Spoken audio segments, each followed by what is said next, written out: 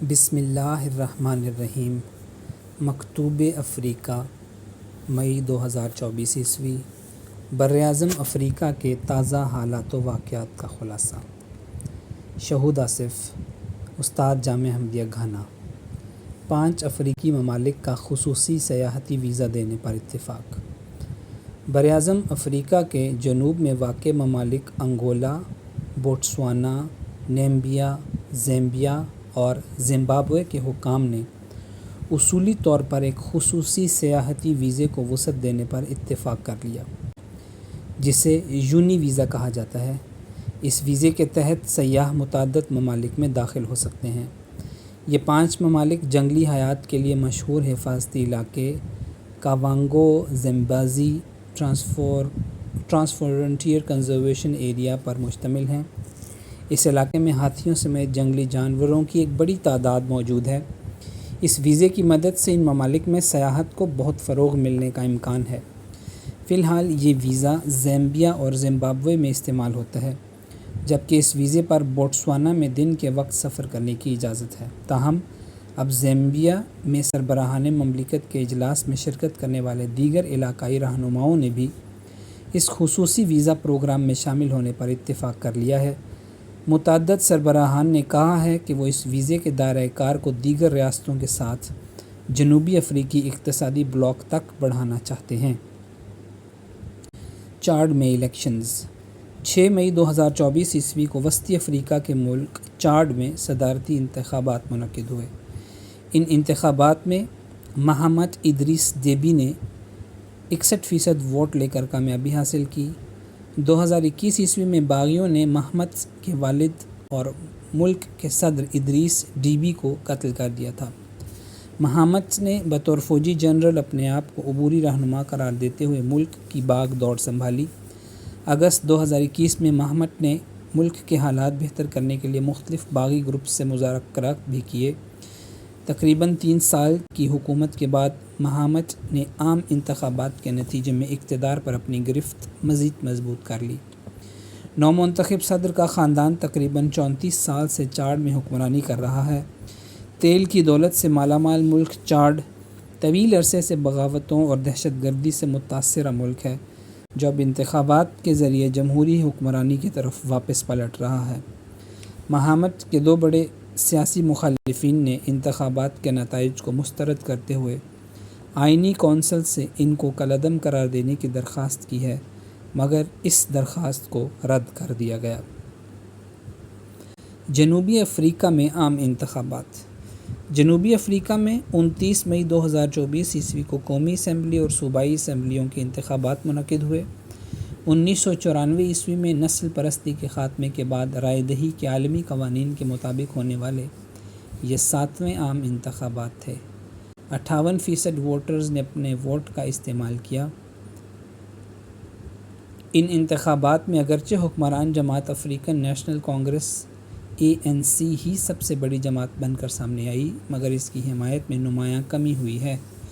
حکمران جماعت نے پہلی مرتبہ اپنی پارلیمانی اکثریت کھو دی ہے۔ تاہم افریقن نیشنل کانگریس نے اتحادی جماعتوں کی مدد سے ایک قومی اتحاد پر مشتمل حکومت قائم کرنے پر اتفاق کیا ہے، جس کی قیادت سابق صدر ہی کریں گے۔ 14 جون 2024 کو سیرل رامافوسا کو اگلے 5 سال کے لیے صدر منتخب کیا گیا۔ نمیبیا میں بدترین خشک سالی۔ نمیبیا کی حکومت نے 22 مئی 2024 کو گزشتہ ایک صدی میں بدترین خشک سالی کے بعد ملک میں ہنگامی حالت کا اعلان کیا۔ میڈیا کے مطابق ہر 5 میں سے 1 فرد کے پاس خوراک موجود نہیں۔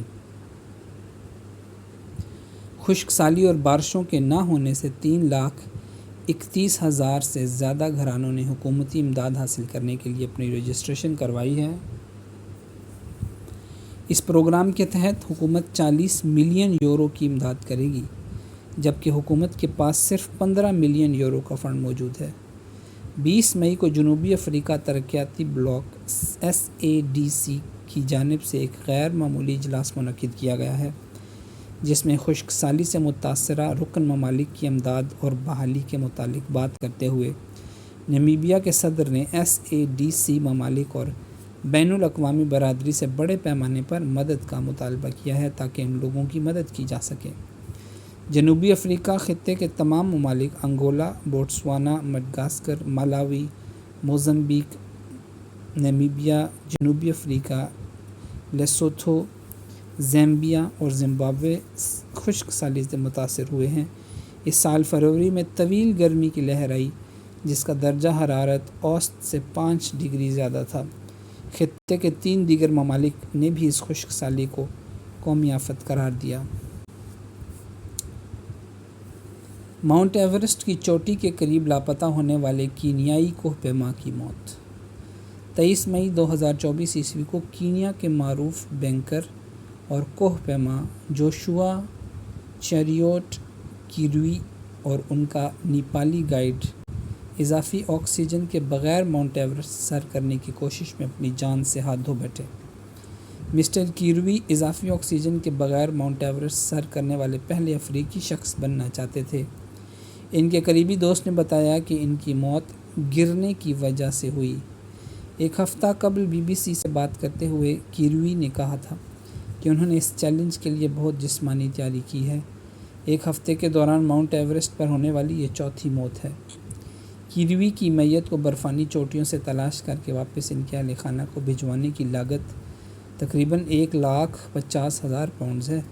یہ کام اگلے سال میں ممکن ہو سکے گا۔ ابھی تک یہ بات واضح نہیں کہ اس رقم کا انتظام کون کرے گا۔ ایک اندازے کے مطابق ماؤنٹ ایورسٹ پر وفات پانے والے 330 کوہ پیماؤں میں سے تقریباً 200 کی لاشیں وہیں موجود ہیں۔ بہت سارے لوگ زرِ کثیر نہ ہونے کی وجہ سے اپنے پیاروں کو واپس نہیں لا پاتے۔ نائجیریا میں مسلح افراد کے حملوں میں متعدد افراد جاں بحق۔ مئی 2024 عیسوی کے آخری عشرے میں شمالی وسطی نائجیریا کے دور دراز دیہات پر مسلح دہشت گردوں نے حملہ کیا۔ واس زوراک ڈسٹرکٹ کمیونٹی پر حملے میں متعدد دیہاتی ہلاک ہو گئے۔ مقامی افراد کے مطابق کم از کم 40 افراد کو قتل کیا گیا، جبکہ حکومتی اہلکاروں نے صرف 12 کی تصدیق کی ہے۔ اس واقعے سے قبل سیکیورٹی آپریشنز کر کے فوج نے اس علاقے کو دہشت گردوں سے صاف کرنے کی کوشش کی، جس کے رد عمل میں یہ حملہ کیا گیا۔ عام طور پر حملہ آور سیکیورٹی فورسز کے پہنچنے تک فرار ہو جاتے ہیں۔ گزشتہ سال دسمبر میں ایسے ہی ایک حملے میں 140 افراد کو قتل کر دیا گیا تھا۔ صومالیہ نے اقوام متحدہ سے سیاسی مشن ختم کرنے کا مطالبہ کر دیا۔ صومالیہ دنیا کا سب سے غریب ترین اور خانہ جنگی میں گھرا ہوا ملک ہے۔ سال 2013 سے اقوام متحدہ کا سیاسی مشن اس جنگ زدہ افریقی ملک کو مدد فراہم کر رہا ہے۔ اس وقت صومالیہ میں اقوام متحدہ کا 360 رکنی امدادی وفد UNSOM موجود ہے۔ 2013 میں اقوام متحدہ کی سلامتی کونسل نے UNSOM کو قرارداد نمبر 2102 کے ذریعے قائم کیا تھا تاکہ صومالیہ کی وفاقی حکومت صومالیہ میں افریقی یونین کے مشن اور قیام امن کے بارے میں مدد اور مشورے دیا جا سکے۔ UNSOM کے قیام کی مدت کے بعد سلامتی کونسل کی قراردادوں کے ذریعے 15 سے زیادہ مرتبہ تجدید کیا گیا۔ آخری قرارداد کے مطابق اس کی مدت اسی سال اکتوبر میں ختم ہو رہی ہے۔ حکومت کی جانب سے مشن کو ختم کرنے کی درخواست ایک ایسے وقت میں سامنے آئی جب اقوام متحدہ کا African Union safe keeping mission, جو کم از کم 10,000 فوجیوں پر مشتمل ہے، اس سال کے آخر تک ملک کی سلامتی کی ذمہ داری صومالیہ کے حوالے کرنے والا ہے۔ صومالیہ کے سابق وزیر خارجہ اور امریکہ میں سابق سفیر احمد عیسیٰ عواد نے کہا کہ یہ مشن صومالیہ کے لیے اب بھی اہم ہے اور اسے ختم کرنے کا فیصلہ غیر وقتی ہے۔ انہوں نے مزید کہا کہ اقوام متحدہ کے سیاسی مشن نے ایک دہائی سے زائد عرصے سے صومالیہ کو نظم و نسق، قیام امن، سیکیورٹی اصلاحات اور جمہوریت کے بارے میں مشورہ دیا ہے اور اس کی حمایت کی ہے، اور میں سمجھتا ہوں یہ حکومتی اداروں کی صلاحیت کو مضبوط بنانے کے لیے اب بھی ضروری ہے۔ جنوبی افریقہ میں متنازع قومی صحت بل۔ جنوبی افریقہ کے صدر سیرل رامافوسا نے 15 مئی کو عام انتخابات سے صرف 2 ہفتے قبل ایک متنازع نیشنل ہیلتھ انشورنس بل پر دستخط کیے۔ اربوں ڈالر مالیت کا نیشنل ہیلتھ انشورنس NHI بل گزشتہ سال قانون سازوں نے منظور کیا تھا۔ صدر کے دستخط کے بعد اب اسے مرحلہ وار نافذ کیا جائے گا۔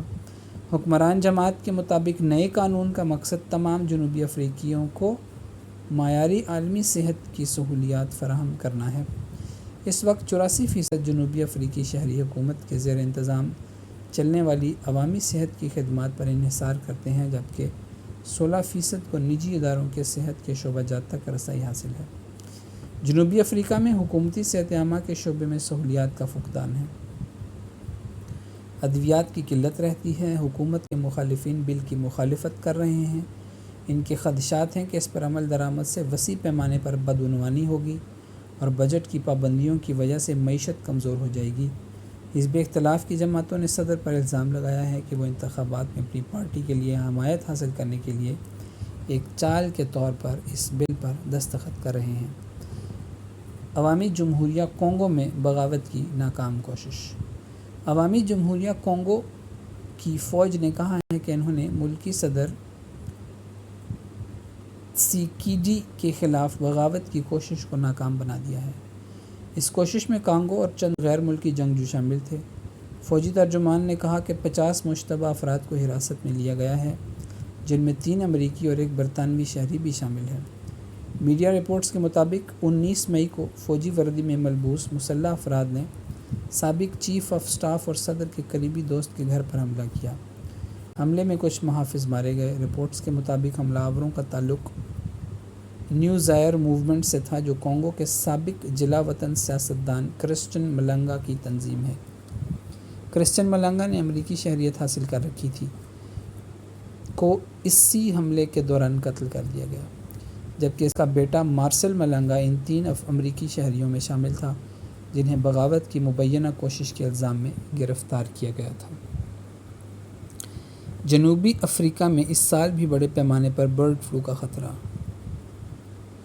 جنوبی افریقہ کے سب سے بڑے چکن پروڈیوسرز ایسٹرل فوڈز کے ویکسینیشن پروگرام میں تاخیر کی وجہ سے ملک میں بڑے پیمانے پر برڈ فلو پھیلنے کا خدشہ ظاہر کیا جا رہا ہے۔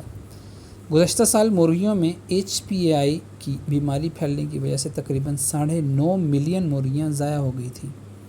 جنوبی افریقی پولٹری ایسوسی ایشن کا کہنا ہے کہ حکومت کی طرف سے بائیو سیکیورٹی کے سخت معیارات اور مانیٹرنگ پروٹوکول کی وجہ سے ویکسین کی کوششوں میں رکاوٹ ہے، جبکہ حکومت کا کہنا ہے کہ کوئی بھی کمپنی ابھی تک حکومتی ہدایات پر عمل پیرا نہیں ہو سکی۔ روزنامہ الفضل انٹرنیشنل، بدھ 3 جولائی 2024 ء، صفحہ نمبر 6۔